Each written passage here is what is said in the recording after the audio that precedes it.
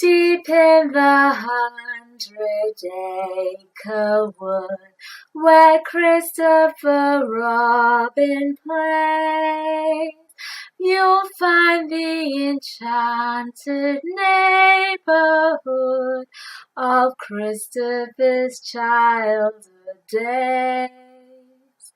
A donkey named Dior is his friend, and can go a little room. There's Rabbit and Piglet, and there's Owl, but most of all Winnie the Pooh.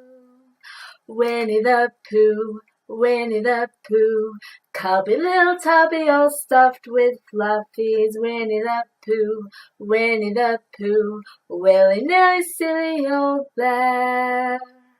Winnie the Pooh, Winnie the Pooh, tubby little cubby all stuffed with fluffies. Winnie the Pooh, Winnie the Pooh, willy-nilly silly old bear.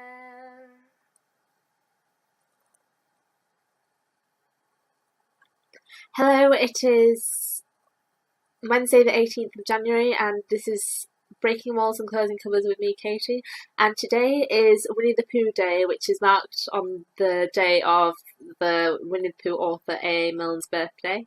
So I'm going to do a little video of Winnie the Pooh things because I like Winnie the Pooh a lot. And so I'm going to have one of the stories from the original Winnie the Pooh, and also I'm going to have a review of the new Winnie the Pooh book. So I'm going to start with a story from the original Winnie the Pooh book, and so this one is Pooh Goes Visiting. So it has also illustrations by E.H. Shepherd. So Pooh Goes Visiting. Edward Bear, known to his friends as Winnie the Pooh, or Pooh for short, was walking through the forest one day, humming proudly to himself. He had made up a little hum that every morning, as he was doing his stoutness exercises in front of the glass, tra-la-la, tra-la-la, as he stretched up as high as he could go, and then tra-la-la, tra-la, oh help, la, as he tried to reach his toes. After breakfast, he had said it over and over to himself until he had learnt it off by heart, and now he was humming it right through properly. It went like this: tra-la-la, tra-la-la, tra-la-la, tra-la-la, rum-tum, tiddle-rum, tiddle-iddle, tiddle-iddle, tiddle-iddle, tiddle-iddle, rum-tum-tum, tiddle-um. Well, he was humming this hum to himself, and walking gaily along, wondering what everybody else was doing, and what it felt like being somebody else, when suddenly he came to a sandy bank, and in the bank was a large hole. "Aha!" said Pooh. "Rum-tum, tiddle-um-tum. If I know anything about anything, that hole means rabbit," he said, "and rabbit means company," he said, "and company means food, and listen to me humming and such like. Rum-tum-tum, tiddle-um." So he bent down, put his head into the hole, and called out, "Is anybody at home?" There was a sudden scuffling noise from inside the hole, and then silence. "What I said was, is anybody at home?" called out Pooh very loudly. "No," said a voice, and then added, "You needn't shout so loud. I heard you quite well the first time." "Bother," said Pooh. "Isn't there anybody here at all?" "Nobody." Winnie the Pooh took his head out of the hole, and thought for a little, and he thought to himself, there must be somebody there, because somebody must have said nobody. So he put his head back in the hole, and said, "Hello, Rabbit, isn't that you?" "No," said Rabbit, in a different sort of voice this time. "But isn't that Rabbit's voice?" "I don't think so," said Rabbit. "It isn't meant to be." "Oh," said Pooh. He took his head out of the hole, and had another think, and then he put it back, and said, "Well, could you very kindly tell me where Rabbit is?" "He has gone to see his friend Pooh Bear, who is a great friend of his." But this is me," said Bear, very much surprised. "What sort of me?" "Pooh Bear." "Are you sure?" said Rabbit, still more surprised. Quite sure," said Pooh. "Oh, well then, come in." So Pooh pushed and pushed and pushed his way through the hole, and at last he got in. You were quite right, said Rabbit, looking at him all over. It is you. Glad to see you. Who did you think it was? Well, I wasn't sure. You know how it is in the forest.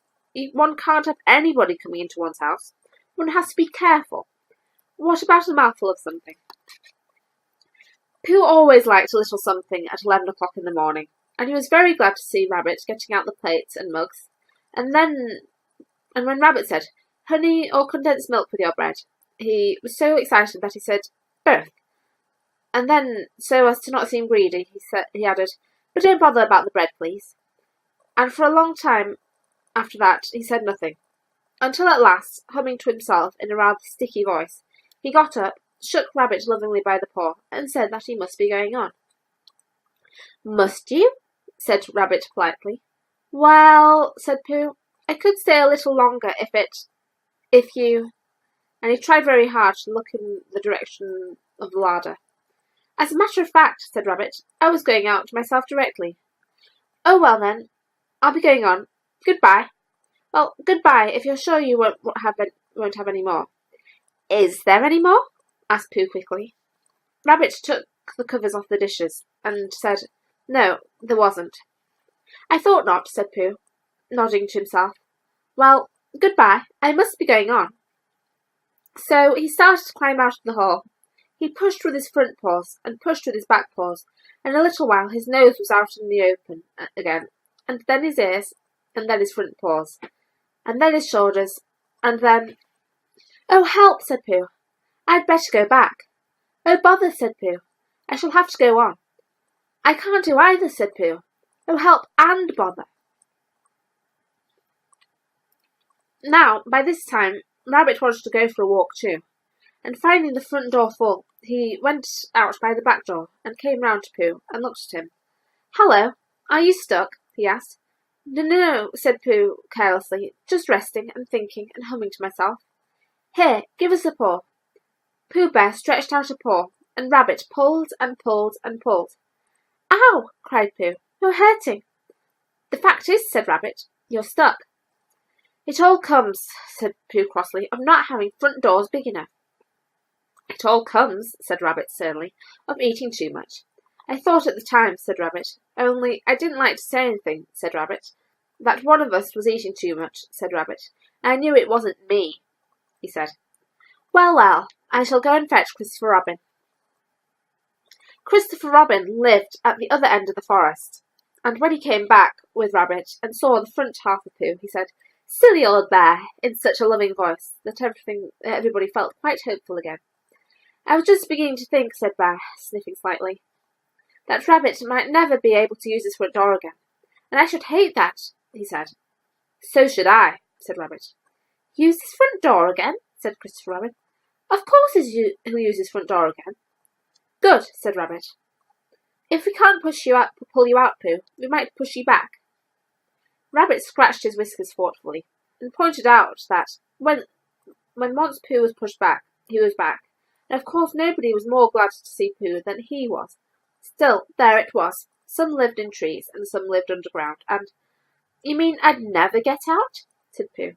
"I mean," said Rabbit, having got so far, it seems a pity to waste it." Christopher Robin nodded. "Then there's only one thing to be done," he said. We shall have to wait for you to get thin again." "How long does getting thin take?" asked Pooh anxiously. "About a week, I should think." "But I can't stay here for a week." "You can stay here all right, silly old bear. It's getting you out which is so difficult." "We'll read to you," said Rabbit cheerfully. "And I hope it won't snow," he added. "And I say, old fellow, you're taking up a good deal of room in my house. Do you mind if I use your back legs as a towel horse? Because, I mean, there they are, doing nothing, and it would be very convenient just to hang towels on them." "A week?" said Pooh gloomily. "What about meals?" "I'm afraid no meals," said Christopher Robin, "because of getting thin quicker. But we will read to you." Bear began to sigh, and then found he couldn't because he was so tightly stuck, and a tear rolled down his eye, and he said, "Then would you read a sustaining book?" such as would help and comfort a wedged bear in great tightness. So for a week, Christopher Robin read that sort of book to the north end of Pooh, and Rabbit hung his washing on the south end. And in between, Bear felt himself getting slenderer and slenderer. And at the end of the week, Christopher Robin said, "Now!" And so he took hold of Pooh's front paws, and Rabbit took hold of Christopher Robin, and all Rabbit's friends and relations took hold of Rabbit, and they all pulled together. And for a long time, Pooh only said, "Ow!" and "Oh!" And then all of a sudden he said, "Pop!" just as if a cork were coming out of a bottle.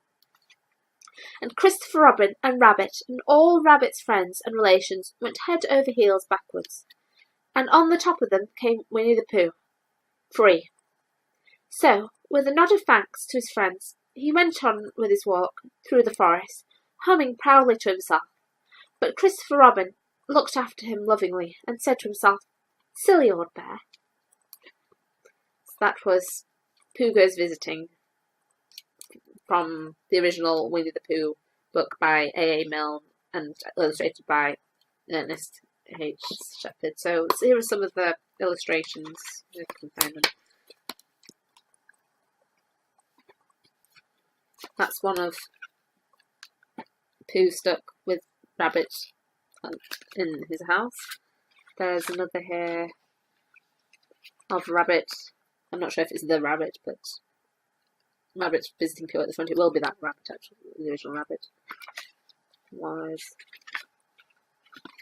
Christopher Robin reading to Pooh. And of Rabbit hanging his washing on Pooh's legs, actually. And then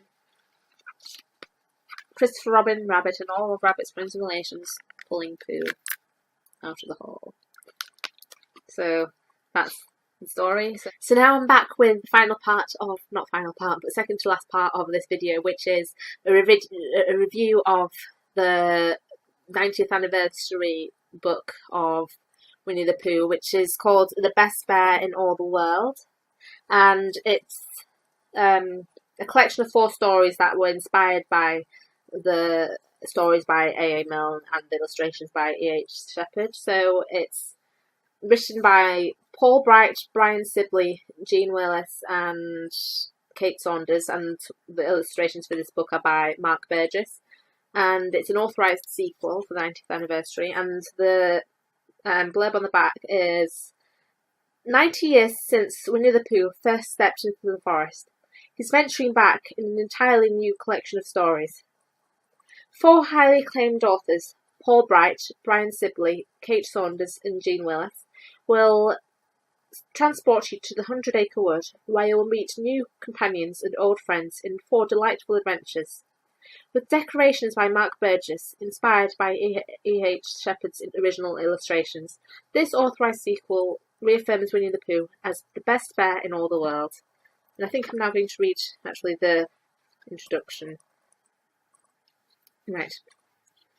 The introduction is called Exposition, and it has a picture of Christopher Robin, Pooh, Eeyore, Tigger and Piglet. Exposition. 90, said Winnie the Pooh. Is that more than 7? Yes, Pooh, said Kanga patiently. You're 90 years old, which calls for celebration. A celebration, said Eeyore gloomily. A song and dance? I suppose I am 90 too. That explains a great deal.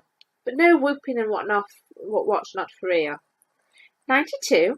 asked Piglet, a little confused. But if Pooh is only 90. At which point Tigger bounced up and Piglet sat down in a hurry. You see, someone had heard and another person had mentioned, and then somebody had decided that it was time to share some more of Winnie the Pooh's adventures, as being 90 years old was a very great thing. So all the animals in the forest came together to hear the stories for themselves.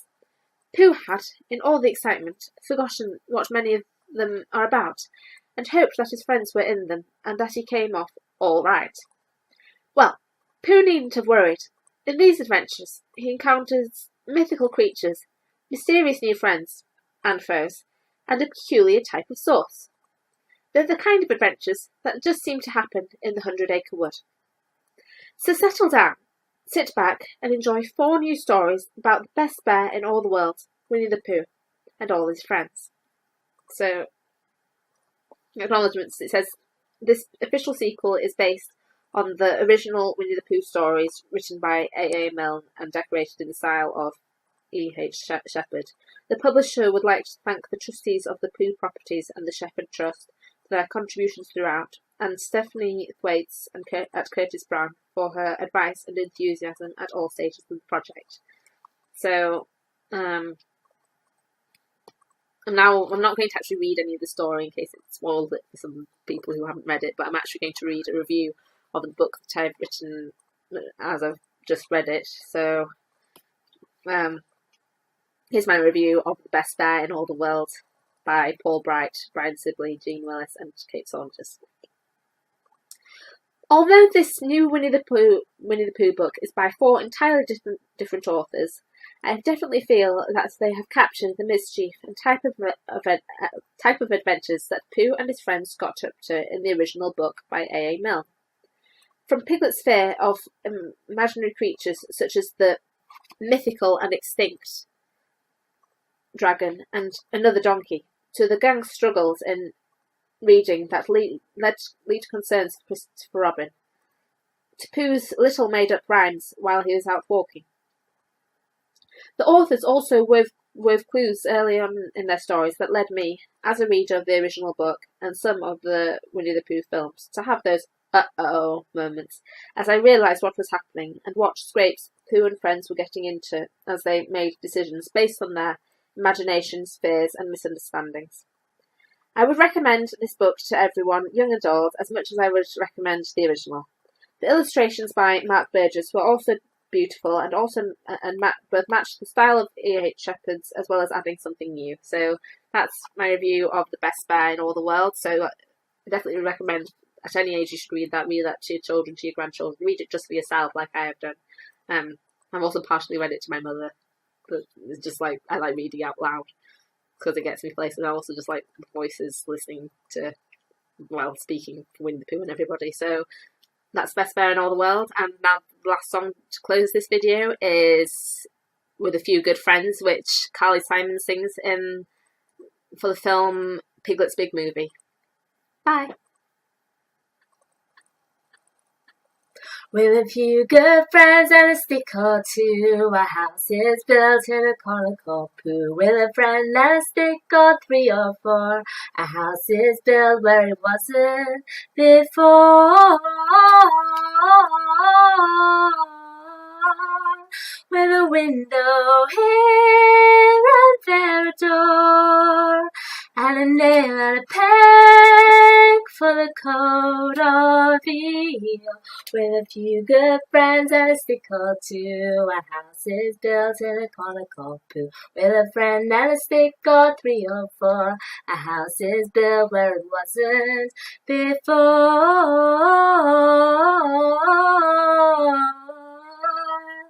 Dress it down or dress it up, invite Tigger for tea and out for supper.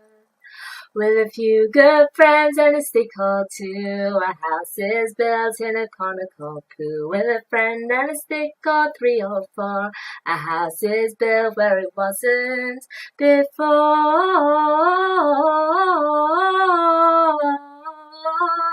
With a few good friends and a stick or 2, a house is built in a corner called Pooh. With a friend and a stick or 3 or 4, a house is built where it wasn't before.